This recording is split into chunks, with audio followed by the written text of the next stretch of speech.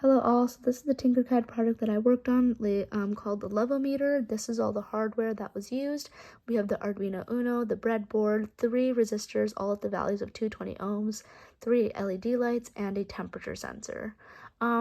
So the hardware setup of this project included, of course, the 5 voltage input going into the red positive rail. We have the ground rail going into the black negative rail. And then with the temperature sensor, we have 3 different nodes labeled the power, the vout, and the ground. The power, of course, leads into the positive red rail. The ground node leads into the black negative ground rail. And then the third node, which is the vout, is actually the node that can transfer the variable voltage that is created from the temperature that is being measured by the temperature sensor. And that leads right into the analog input of a 0. And then after that, we can move on to the LEDs. The LEDs are set up in a very regular fashion. We have the resistor going into the cathode row and into the black negative guardrail, and then we also have the anode going into the digital input, which the 3 LEDs go into the digital inputs 2, 3, and 4. And yes, so the overall idea of this project is to create a levometer, basically saying that the temperature that is sensed with the temperature sensor of like your finger or your hand and how hot that temperature is, it can initialize these LED lights to turn on. So the hotter you are, the more LED lights turn on, indicating a higher level of love. So with the coding part of this project, I wanted to first start off by describing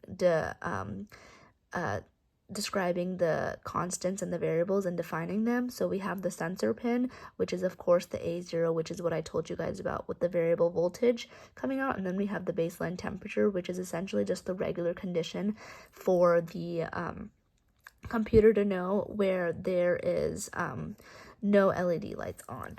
After that, we opened up a serial port so that way we can have values that we collect with the temperature sensors and the voltage that's created be shown on the serial monitor, or in any other case, a computer. After that, we basically converted some values like the voltage and the temperature.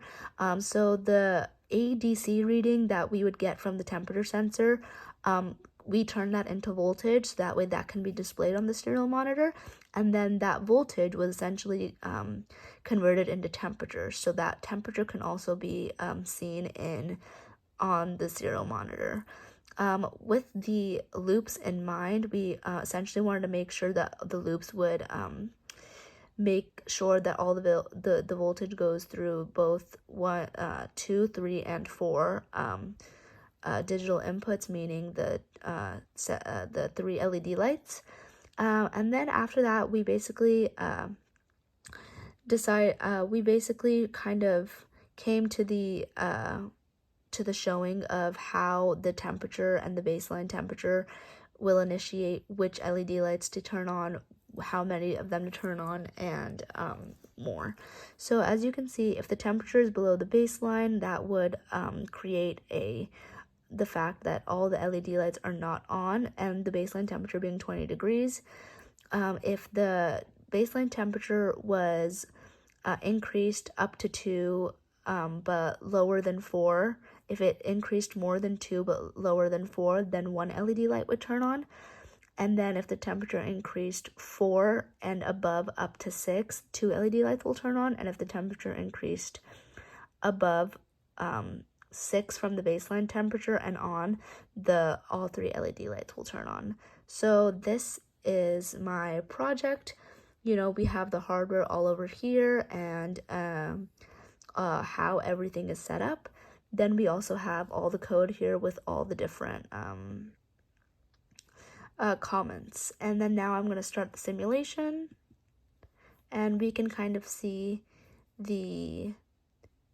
as the temperature, sorry, I didn't click start simulation. So now that the